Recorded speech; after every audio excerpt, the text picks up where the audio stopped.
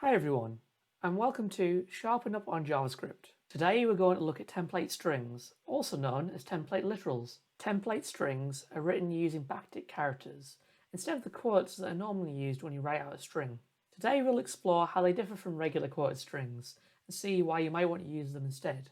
So why do we need another way to write strings? Aren't quotes good enough to get the job done? Well, there are a few scenarios where using quoted strings can get a bit messy. So let's take a look at an example. So we're going to try and write out a string of HTML and then add it dynamically to the web page. The HTML is going to contain a heading, a paragraph, and a couple of buttons. It would be nice to retain the formatting and structure of the HTML to keep it split on multiple lines and make it easier to read and change. So let's add those elements to the string, starting with the heading. Right, so first problem, we need to split this on multiple lines. With normal quoted strings, you would have to create a new string and concatenate it using the plus symbol. And as I'm going along, I'm just adding the plus symbol to each string so that it's all bound together, and then we'll add a couple of buttons. So what are the problems with using quoted strings for this task? Because we want to have multi-line support here, we've had to create multiple strings and concatenate them all together. Every one of these plus symbols that are required in every one of these quotes opens up an opportunity for making some kind of typo or error. There's got to be a better way, hasn't there? Let's build our example a little bit more as well. So say we wanted to add a username to this page and also name these buttons dynamically instead of hard coding the names here. You can define those things as variables. Let's call this one username, confirm action, cancel action. We want to add these to this string of HTML.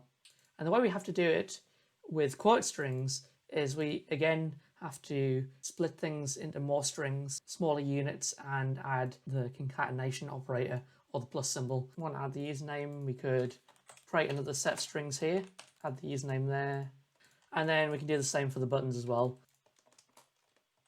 The main problem with this is that we've had to create even more substrings that we're going to just stitch back together.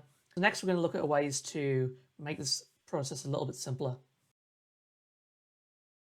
So we've gone back to our first basic HTML example where we wanted to add some HTML to our page and split it up onto multiple lines. So now using template strings, we're going to make this a lot easier to read and easier to maintain. So instead of having to split everything into separate strings and use the concatenation operator, we're now going to use a template string to create a multi-line string of HTML. Add a backtick character at the beginning and add a backtick at the end. And now technically that is a multi-line HTML string, but there'll be a lot of characters in there that we don't want. So we're going to have to go ahead and remove those plus symbols and remove those extra quotes. So all the quotes and all the plus symbols are removed now. And now what we have is a multi-line string that we can format to our heart's content, and we don't have to worry about any string concatenation or making sure that there's any missing quotes or plus symbols. So we're going to add back those variables from the slightly more complex example we saw before. So our username, our confirm action, and our cancel action. So what we have to do is use a $, open brace, and close brace. And this allows us to add JavaScript expressions into template strings without any need to concatenate or escape out any kind of variable value. So we can take our username and place it right in the $ braces. And now, if I do a refresh, it's in there, it's in place. And we can do the same thing for the buttons as well. We have both our confirm action and cancel action defined with the variables we specified. So rather than having to stitch together, concatenate various lines and variables and data to make one string, what we're doing is we're defining a template which can contain expressions and can be split up onto multiple lines. We're not just limited to mixing variables into template strings, we can also add conditional statements or indeed any kind of JavaScript statement that results in a value. All we have to do is add the statement inside $ braces and we're good to go. So let's do that. We're going to create a for loop, and what we're going to do with this is we're going to print out whether a number is odd or even using a nested statement in a template string. We're going to append onto the end of the existing string so that we can add elements. We'll write out some HTML using our multi-line string. I'm just going to put number is, and initially what we'll do is we'll print out I, which is the loop variable. So we have numbers 0, numbers 1, etc., etc. What we can do is we can say I modulo 2 is equal to 0. And what that means is what we're doing with the modulus operator there is we're going to check the fractional component of I when it's divided by 2. And if that equals to 0, then that means that the number is even. So we'll use a ternary operator and we'll just put the word even and then we'll say otherwise odd. So we've done a logical statement inside of a template string. Number is even, number is odd, number is even, number is odd, number is even. So in a nutshell, that's expression nesting in template strings. When a template string gets prefixed with the name of a function, this is called tagging. By tagging the template string, we're telling JavaScript to run the function, using the string as an input, along with all the other variables defined in the template. The final output is a string that's been modified by the function we tagged the template with. So let's go back to our previous example using the odd-even logic, but instead implement it using tagging. So to use it in tagging, we have to define a tagging function. And we'll call this function odd-even. And in tagging functions, the first parameter is a set of string fragments. This template here contains strings. And what a string fragment is, anything that isn't an expression in this template. So this I here is an expression. And what tagging does, or what the tagging functionality does under the hood, is it takes the string and it divides everything all the way up to each expression into string fragments. So we'll put in our function here string fragments. And that's an array that will allow us to rebuild the string once we've done some tagging behavior. All the other subsequent parameters are the expressions themselves. So if you had multiple expressions, you'd have exp2, exp3. But in this case, we have one expression, and expression 1 is I in this case. So we have our tagging function declared, but we haven't done anything with it yet. Let's look at what we already have there without that. Numbers 0, numbers 1, numbers 2, numbers 3. There's no work being done there. So we have to attach the tagging function by prefixing it onto the template string. If you put return value of nothing, so if you return nothing, it should return nothing because we're not building the string fragments back up. But if we were to grab a string fragment and put it into a JavaScript expression in dollar braces, and then we were to put the half of the string back in, we get number is.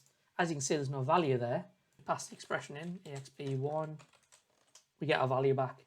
But in this example, what we would like to do is return odd or even based on that expression, which is the integer I. What you can do is we can say odd even value here. And then if we declare odd even value, you can see that it'll say number is thing. We can apply the same logic that we did in the template, but instead use it inside of a tagging function. So we can take expression 1 and we can say expression 1 modulo 2 equal to 0. So is expression 1 perfectly divisible by 2? And if it is, put even, and if it isn't, we put odd. And what that will do is show even odd, and because we're formatting HTML, we could even wrap this value in, say, let's say a B tag, so we could add a class. And I have two predefined classes, which just takes the value from here. It now changes color based on whether it's even or odd. It's doing exactly the same thing as defining an expression in the template, but it's allowing you to take it out of the template and put it into its own function. And one of the benefits of this is reuse, so we could take exactly the same loop again. And we can completely reuse that logic. We don't have to put it in the template each time. So it just creates a clearer, easier to read, concise template, and it centralizes logic in a place where it allows for reuse of that logic. Template strings are simple to use, and I encourage you to start using them in your projects today. But there are a few things to consider before you use them everywhere. Template string syntax is widely supported in the latest versions of the most popular browsers, so if that's your target audience, then you should start using template strings straight away. If you need to support legacy browsers, please be aware that template strings cannot be polyfilled for older browsers. They'll cause JavaScript errors if used in programs run in older browsers like Internet Explorer or really out-of-date builds of the most popular browsers. You can mitigate this by using a transpiler such as Babel, but it's highly recommended to use template strings natively if you only need to support modern browsers. So you now know all about template strings, but where does this leave you with plain old quotes? Here are a few rule of thumb guidelines of when to use template strings and when to use normal quoted strings. You should use template strings over traditional quoted strings when you need to break up your code onto multiple lines. If a string is large or you want to retain the formatting to better convey a structure in your code by splitting it into multiple lines, you should use template strings instead of quoted strings. If you're mixing any kind of data or logic into a string, you want to use template strings instead of quoted strings. Building a templated string with interpolated values, nested logic, or a tagging function is so much easier to read and comprehend compared to a nest of concatenated strings combined with inline spaghetti code on single lines. In terms of readability, template strings win hands down. There is one caveat. While you could use backticks for every string you write, the current convention is to only use them when you need multi-line support or need to mix data or logic into a string. Keep using quoted strings when your string is on a single line and no data or logic needs interpolating. Exercising moderation using template strings will make the template string code stand out better from all the other strings in your application and will make your code easier to scan and read.